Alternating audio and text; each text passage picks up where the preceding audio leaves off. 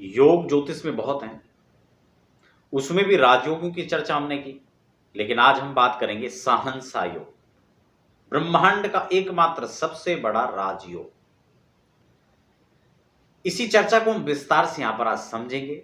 मैं समझाने का प्रयास करूंगा बड़े इजी वे में, ताकि आप इसको समझें कि वास्तव में सबसे बड़ा इस ब्रह्मांड का योग वह राजयोग क्या है। विषय थोड़ा सा आज कुछ डिफरेंट होने वाला है, इसमें कई प्रकार की चर्चाएं आज इसमें इन्वॉल्व रहने वाली हैं।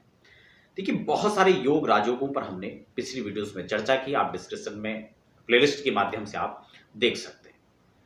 देखिए, अगर योग कुंडली के अंदर बन रहा है तो हर योग प्रभावी है। हर योग की एक अपनी पकड़ है। हर योग, हर राजयोग अपने आप में सब कुछ देने में संभव है, उसकी क्षमता है उतनी, लेकिन क्या हम उसका लाभ ले पा रहे हैं, यह महत्वपूर्ण है। अगर कोई योग बन भी रहा है तो कहीं ऐसा तो नहीं कि उसके दुष्प्रभाव, वो किसी ऐसे ग्रह के दुष्प्रभाव में कि उसका लाभ नहीं मिल पा रहा है। अगर योग है तो वह योग का जो प्रभाव है वो कब मिलने वाला है, उसका जो शुभ फल है वो कब हमें मिलने वाला है, इस पर सविस्तार हम लोग यहां पर चर्चा करेंगे। देखिए, यहां पर सबसे पहली जो चीज है वो आपकी जन्म कुंडली में लग्न होता है। चर्चा आप स्टेप बाय स्टेप समझें, ताकि आप बात आपको सारी समझ में आए। अगर हम वीडियो को स्किप करते रहेंगे तो बात समझ में नहीं आएगी। देखिए, सबसे पहले बात होती है जन्म कुंडली में लग्नेश। वो कौन है? यानी फर्स्ट हाउस का लॉर्ड, क्योंकि यही इस योग का उपभोक्ता है, भोक्ता है। भाई, जो भी योग का फल होगा उसे कौन भोगेगा? वह शरीर। आप खुद उसको स्वयं उसके भोगता है। तो सबसे पहले फर्स्ट लॉर्ड जन्म कुंडली के किस किस स्थान पर, किस स्थिति के अंदर बैठे हैं, उसको हम लोग समझें, जिसको लेकर मैं अलग से भी स्वतंत्र एक चर्चा कर चुका हूं और सविस्तार उसमें मैंने बताया है कि फर्स्ट हाउस के लॉर्ड 12 घरों के अंदर डिफरेंट हाउसेस में बैठते हैं तो क्या उसका शुभाशुभ फल होता है। सबसे पहले लग्नेश का प्रबल होना, बलवान होना, मजबूत होना महत्वपूर्ण हो जाता है। दूसरा, यहां पर कुछ 3-4 पॉइंट मैंने यहां पर नोट किए। लग्नेश स्वयं मजबूत हो, बलवान हो, यह जरूरी है। दूसरा, इन योगों के लिए हम जब एक बड़े योग, इस योग पर आज हम चर्चा करेंगे, उसके लिए फोर्थ हाउस, वो कौन सा योग है? फोर्थ हाउस मतलब आपका सुख का भाव। सुख हमारी किस्मत में है या भी नहीं, योग तो बन रहा है, सब कुछ है, क्या हम उसका सुख उपभोग कर पा रहे हैं, यह भी अहम है। इसलिए हम फोर्थ हाउस को चेक करें और फोर्थ हाउस का जो लॉर्ड है हम उसको देखें कि वो कौन है, कहां है, किस सिचुएशन में बैठा हुआ है। दूसरा पॉइंट, फिर हम बात करें भाग्येश की, 9th Lord. Step by step आपको समझा रहा हूं ताकि आप सभी बातों को स्थिरता से, गंभीरता से समझ पाए। फिर हम बात करेंगे 9th लॉर्ड की, यानी नवमेश की। वो है हमारा भाग्य, क्योंकि मान लो सुख भी है लेकिन भाग्येश हमारा कहां बैठा हुआ है, भाग्य प्रबल है या नहीं है, भाग्य की प्रबलता इस विषय पर क्या कह रही है, क्या पकड़ बना रही है। क्योंकि भाग्यम फलति सर्वत्र न विद्या न च पौरुषम। कई बार ये पंक्तियां अक्षर घटित होती भी नजर आती।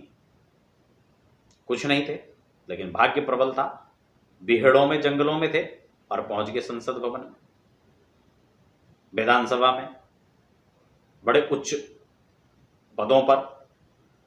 तो ये आपका भाग्य।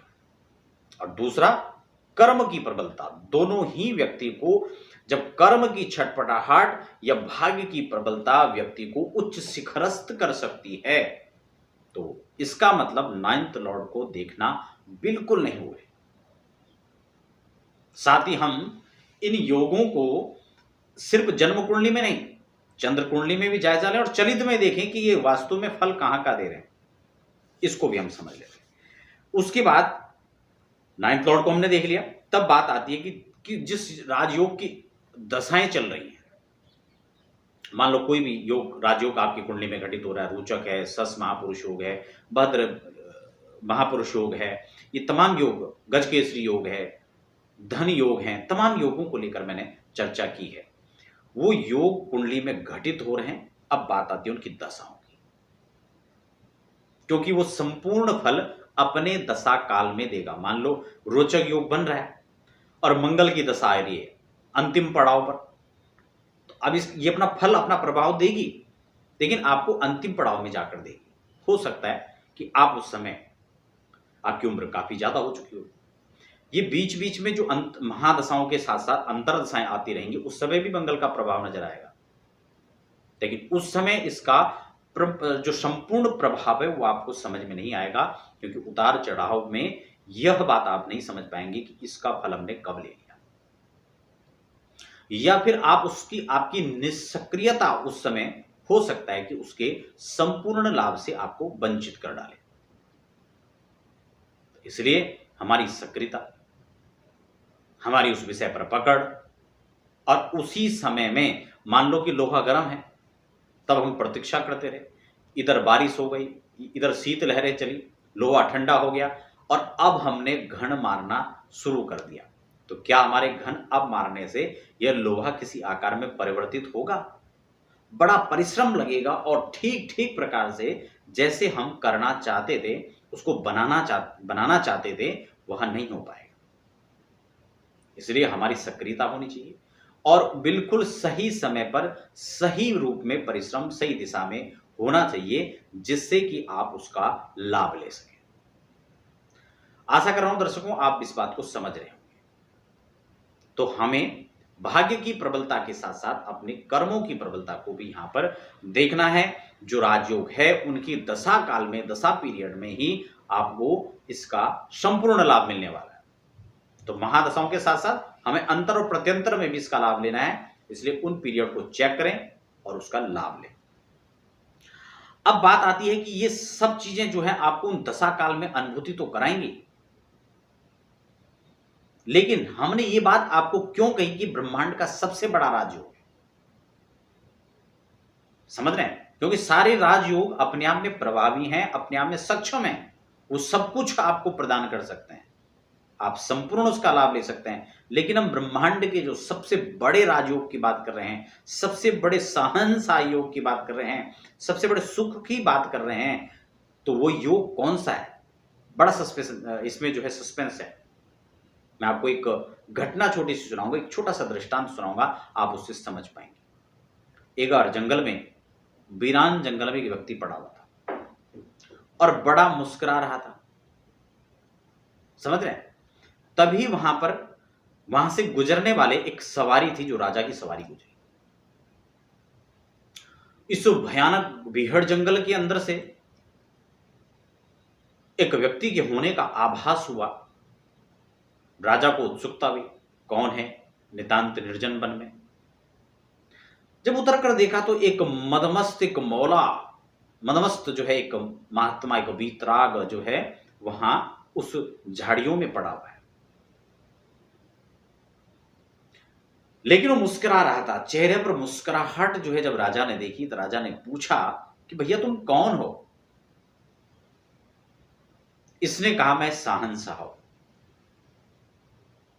राजा ने कहा भाई तुम कहां के शहंशाह हो?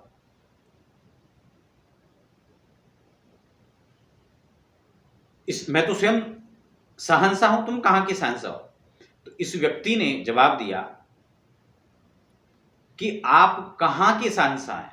इसने कहा भैया मैं सारे देशों का राजा हूं, मेरे जो कब्जे में है वो बहुत सारे राज्य हैं, बस कुछ ही अवशेष रह गए हैं, मैं लड़ करके और उनको भी जीत करके अपने कब्जे में कर लूंगा, फिर मैं शहंशाह बन गया।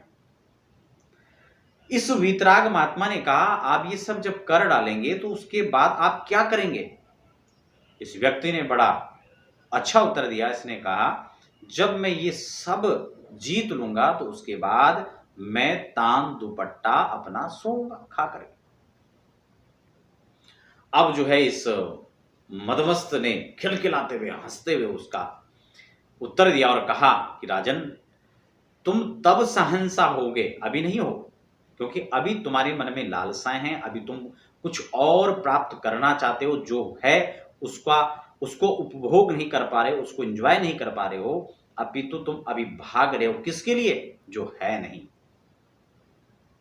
जब तुम तब खा करके सोओगे, तब तुम तान दुपट्टा आराम करोगे, विश्राम फरमाओगे, और मैं आज ही फरमा रहा हूं, इसलिए मैं वास्तव में परम सहनशाह हूं। चाह गई चिंता गई मनवा बेपरवाह, जाको कछु ना चाहिए सो ही सहनसा। अर्थात सबसे बड़ा हमारे अंदर जो सहनशाहिता है, हमारे अंदर जो राजयोग है, हमारे अंदर जो सुख है, वो है हमारी तृष्णाओं का दमन। सारे योग अपने आप में फल देंगे, अपने आप में उसका प्रभाव होगा, समय समय पर होगा, लेकिन हमारे अपनी सक्रियता और हमारा अपना आत्मबल, हमारी अपनी शांति, हमारी अपनी तुष्टि, ये परम योग है और जो हमें सुख का आभास कराएगा। अर्थात कहने का मतलब यह है कि सबसे बड़ा जो सहनशाह का योग है, वह योग है हमारी शांति, हमारी क्षुधा की निवृत्ति, या हमारे मन का संतोष। चाह गई चिंता गई मनवा बेप्रवाह। बाकी राजयोग की जितनी चर्चा है वो राजयोग के प्लेलिस्ट में आप चेक कर सकते हैं, वहां पर मैंने सभी राजयोगों के बारे में चर्चा किया है, विस्तार से किया, उनके फलाफल को कब और कैसे प्राप्त किया जा सकता है उसकी भी चर्चा मैंने आपके साथ की है। बंधुओं, आशा करता हूँ वीडियो आपको समझ आया होगा और तमाम योगों के बारे में भी आप समझे होंगे। आप बने रहें, फिलहाल हमें दीजिए इजाजत। धन्यवाद।